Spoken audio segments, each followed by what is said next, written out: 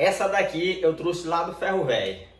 Rapaz, olhei essa panela, olhei assim e falei, rapaz, vou levar. Porque ela não tem nenhum defeito, galera. Não tem nenhum defeito da que ela tá suja. Vou passar um bombril aqui com limpa alumínio nela. Vamos ver o jeito que ela vai ficar aqui, galera. Vamos ver aqui.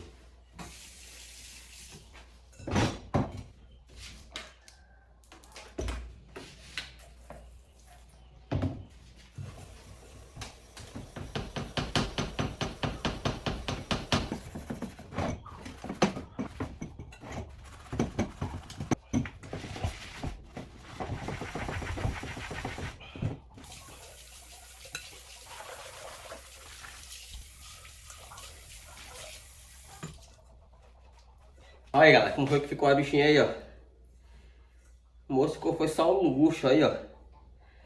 Depois eu vou dar mais um grau nela. Mas, rapaz, cozinhar um feijãozinho aqui, fritar a carne, vai ficar 10.